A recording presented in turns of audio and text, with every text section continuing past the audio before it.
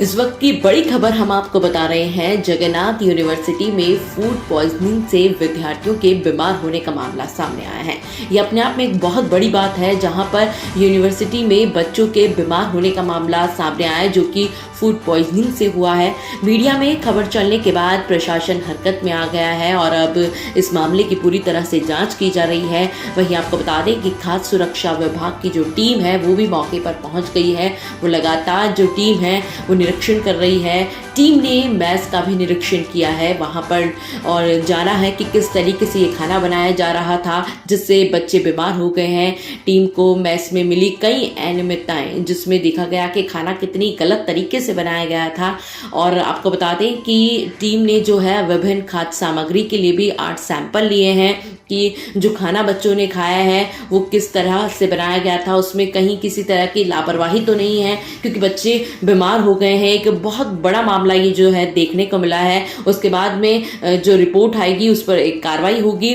आपको बता दें कि जो जगन्नाथ यूनिवर्सिटी है वो चाकसू में स्थित है। इसका ये मामला सामने आया है। एक बार फिर बता देते हैं कि जगन्नाथ यूनिवर्सिटी में फूड पॉइजनिंग से विद्यार्थियों के बीमार होने का मामला सामने आया है। जगन्नाथ यूनिवर्सिटी चाकसू में रहने वाले छात्रों में फूड पॉइजनिंग का मामला सामने आया है। ये मामला 10 तारीख की रात का है। यूनिवर्सिटी में रहने वाले छात्रों को वहां की मेस में बने गंदे और विषाक्त खाना खाने की वजह से फूड पॉइजनिंग का शिकार होना पड़ा। लगभग 65 छात्रों को ये फूड पॉइजनिंग हुई है, जिस पर यूनिवर्सिटी का प्रशासन मौन रहा। जब छात्रों की तबीयत ज्यादा खराब और छात्रों में भी ये लक्षण बढ़ने लगे, तब उन छात्रों को अलग अलग यूनिवर्सिटी में चुपचाप तरीके से दिखाया गया। यूनिवर्सिटी के प्रशासन द्वारा उस खाने की जांच नहीं कराई गई और न ही किसी प्रकार की कार्यवाही उस मेस के संचालक के विरुद्ध की गई। दोनों ही मिलीभगत से मामले को दबाने की कोशिश में थे। जब सूत्रों से जानकारी मिली तो हमारी टीम भी वहां पर मौके पर पहुंच गई। वहां के मेस को देखा गया, जहां चारों ओर गंदा बारिश का पानी भरा था और बदबू वह मार रहा था। हाइजीन की कोई व्यवस्था नहीं थी। डीप फ्री में जो दही रखा गया था वो भी बहुत ही घटिया क्वालिटी का था। सलाद में से बदबू आ रही थी। मौके पर ही खाद्य विभाग की टीम भी सैंपल लेने पहुंची, जिसके द्वारा काजू, मैदा, दाल, ग्रेवी और अन्य चीजों के सैंपल लिए गए। उनका भी कहना है कि यहाँ खामियां पाई गई है। काजू की क्वालिटी निम्न स्तर की है, बदबू भी आ रही है, साफ सफाई भी नहीं दिखाई दे रही। जब हमारी टीम द्वारा यूनिवर्सिटी के प्रशासन से इस संबंध में जानकारी चाही गई तो उपस्थित यूनिवर्सिटी के डिप्टी रजिस्ट्रार कैमरे के सामने आने से बचते रहे। वहीं जो छात्र हॉस्पिटल में भर्ती हैं, उनकी मेडिकल रिपोर्ट को भी अभी छुपाया जा रहा है। फूड पॉइजनिंग से संबंधित सूचना हमको आज दोपहर में मिली है। तो दोपहर में हमारे बीसी में साहब का फ़ोन आया था यहाँ से चाकसू से। उनकी सूचना पर हम अभी पहुँचे ही हैं यहाँ पे। अभी हमने किचन का निरीक्षण किया है। किचन के अंदर जो भी हमको सस्पेक्टेड चीज़ लगी जिसकी वजह से फूड पॉइजनिंग के चांस बनते हैं, तो उनके हम सैंपल ले रहे हैं। किचन में हालांकि 10 तारीख का इंसिडेंस बताया जा रहा है कि 10 तारीख से ये हुआ है, तो हो सकता है 2-3 दिन में पूरी व्यवस्था उस टाइम सैंपल अपने मसाले जो यूज़ हो रहे हैं उनके सैंपल ले रहे हैं। दाल, जैसे बच्चे जो दाल यूज़ करते हैं वो दाल के सैंपल ले रहे हैं, चावल के सैंपल ले रहे हैं, ग्रेवी का सैंपल ले रहे हैं, सब्जी जो बना रहे हैं उनका सैंपल ले रहे हैं, जो दही यहाँ यूज़ होता है उसका सैंपल ले रहे हैं। तो जो भी यहाँ पे बच्चे को सर्व किया जाता है कैंटीन में, वो सबका हम सैंपल लगभग ले रहे हैं। गड़बड़ी में कुछ हमको चावल में कुछ इस प्रकार का कुछ मिला है कि ऐसा कुछ जैसे कीड़े होते हैं बारिश के मौसम में वो डेवलप मिले हैं हमको, तो उसके सैंपल ले आए।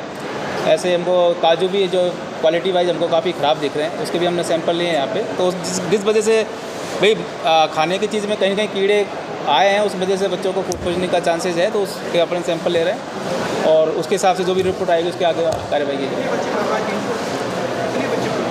प्रभावित तो हमको अभी एडमिनिस्ट्रेशन ने पूरा आंकड़ा आपको नहीं दिया है कि भाई कितने बच्चे एडमिट हुए, लेकिन वो एडमिशन तो कितने हुए हैं, कितने अभी मतलब इससे मतलब फूड पॉइजनिंग के शिकार हुए हैं, ये तो हमको एग्जैक्ट हमको भी एडमिशन की तरफ से नहीं बताया गया है। लेकिन फिर भी बच्चों से मैंने बात की तो शिकायत है कि हाँ बच्चे इससे फूड पॉइजनिंग का शिकार हुए हैं। यदि लापरवाही न जाती है सैम्पलिंग के हिसाब से हमको, तो यदि सैम्पलिंग में कुछ ज़्यादा हमको दिक्कत नज़र आई या रिपोर्ट के अनुसार, फिर हम दोबारा एक बार इसका निरीक्षण करेंगे। फिर भी हमको लगता है कि यहाँ पे काम चलने लायक नहीं है, स्थिति ऐसी लगी तो फिर आगे हम हमारे उच्च अधिकारियों को इसके लिए सूचित करेंगे, वो जो भी आगे निर्देश देंगे उस हिसाब से कार्रवाई होगी। पानी का भराव जो है वो हो सकता है बच्चा, अभी जैसे पानी अभी तो बारिश चल रही है, तो अभी तो हाल फिलहाल उसका तो प्रभाव कम है क्योंकि बारिश लगातार चल रही है, लेकिन जैसे ही बारिश थमेगी यहाँ पे तो फिर वो भरे हुए पानी में मच्छर डेवलप होंगे, उससे आगे बीमारी की संभावना बनती है। तो एडमिनिस्ट्रेशन को मैंने बात की तो उन्होंने कहा कि हम फॉगिंग टाइम करवा रहे हैं अब, और पानी का निकास की व्यवस्था की सोची है। क्या क्या कह रहे हो आप? उसका हमको अभी जानकारी नहीं, मैं अभी जस्ट आके पहुँचा। ये 10 तारीख से बताया जा रहा है कि 10 तारीख से बच्चों को कुछ ही प्रॉब्लम हो रही है, तो कुछ हॉस्पिटल भी एडमिशन बताए गए हैं यहाँ पे कि भाई यहाँ से बच्चे बाहर एडमिशन हुए हैं। नहीं, मेडिकल टीम तो यहाँ आई है, लेकिन हमारे पास में जो इन्फॉर्मेशन आई सैम्पलिंग के लिए वो हमारे पास आज हमको मिली है, तो हम आज तुरंत जैसे हमको जानकारी मिली तो वैसे ही हम तुरंत यहाँ मौके पर आ गए।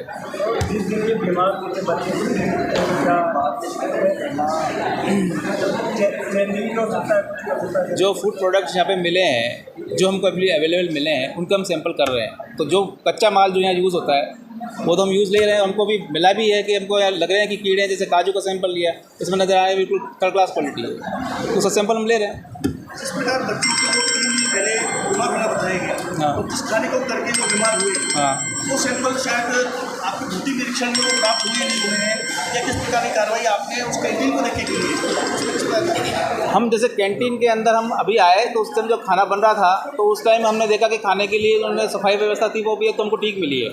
सफाई का जो प्रबंध होता है वो तो हमको बिल्कुल ठीक मिला है, सफाई का तो ऐसे कोई इशू नहीं मिला। लेकिन जो प्रोडक्ट यूज़ कर रहे हैं, जो खाना बनाने के लिए जो प्रोडक्ट यूज़ कर रहे हैं, तो हमको थोड़ा सा भी इसमें संदेह हो रहा है, हम उसका भी सैंपल लें। इस संदेह के आधार पर आप किस प्रकार की कार्रवाई अग्रसित करेंगे? सैंपल संदेह के आधार पर लिए जाते हैं, और संदेह के आधार पर सैंपल लेने के बाद में जो उसकी रिपोर्ट आती है, रिपोर्ट में यदि कुछ कमी मिलती है तो उसकी कार्रवाई फिर उस हिसाब से होती है। इसके लिए फिर कोर्ट में केस पेश होता है और उस हिसाब से फिर आगे जो अग्रिम कार्रवाई होती है उस हिसाब से जुर्माना भी होता है। उसमें यदि ज़्यादा गड़बड़ी मिलती है तो उसमें जेल का भी प्रावधान होता है। एक्सपायरी डेट का कोई सामान नहीं मिलता। जो बच्चे गलत खाना खा के बीमार हुए उनके बारे में एडमिनिस्ट्रेशन ने किस प्रकार का डाटा आपको नहीं दिए गए? क्या चिकित्सा विभाग से आपने किसी प्रकार का डाटा कलेक्ट किया है या नहीं किया है? हमारे पास केवल निर्देश आए थे सैंपलिंग के लिए, तो हम सैंपलिंग के लिए आए हैं। बाकी और निर्देश होते हैं वो यहाँ के BCM साहब के पास में अवेलेबल होंगे, आप उनसे बात कर सकते हैं। महीने में आज जो कंप्लेंट आई गवर्नमेंट की तरफ से आई है, जिस खाने को लेकर बच्चे बीमार हुए उसको लेकर आप क्या कहें?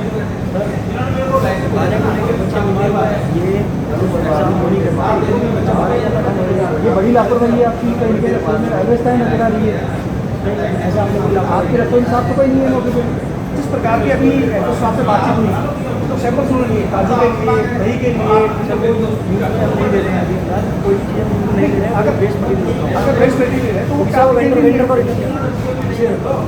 रिटर्न, लेकिन जिन बच्चों ने खाना खा के आप कह रहे हैं कि ऐसा तो होने वाली 65 बच्चे या उससे अधिक बच्चे वहाँ से खाना खा के नहीं माना 1000 बच्चे सर बच्चा है बाहर भी जाता है खाना भी खाता है बाहर सडनली 65 बच्चे इस बात को लेकर तो हम यूनिवर्सिटी के अंदर सर 1000 से ऊपर बच्चे हैं, 1000 से ऊपर 65-70 बच्चे बाहर जाना तो लाजमी बात है, लाजमी है। लेकिन बाहर बच्चे यहाँ से ज़्यादा बाहर का खाना खाते हैं। इस तरह से पूजन की शिकायत हुई बच्चों में, क्या लापरवाही तो है नहीं सर? हमारे यहाँ से कोई लापरवाही नहीं है, यूनिवर्सिटी के यहाँ से कोई लापरवाही नहीं है, बच्चे बाहर भी नहीं जाते। नहीं बाहर जगह को जाए बोल दिया गया, वेदर का भी इशू है, बहुत इशू है वेदर। इस गलती को गलती नहीं मानते आप सर? वेदर का इशू हो सकता है ना, मेरे एंड से अगर वो गलती होगी तो मैं उसे एक्सेप्ट करूँगी। अभी आपके वो इंस्पेक्टर साहब ने फूड इंस्पेक्टर साहब ने मौका देखा है, उसमें कहीं सैंपल जो है लेकिन भी आप कह रहे हैं हमारी लापरवाही नहीं है। वो सैंपल जो लिया वो हमने यूज़ ही नहीं किया ना उसमें वो यूज़ हुआ, वो सैंपल वापस जाने के लिए मिला तो यही है ना आपके सर? वो वापस नहीं जाएगा, वो दही है ना भर लेंगे, वो आपके यहाँ है और निकोड़े भर ये वापस कहाँ जाएगा? दही कहाँ जाएगा?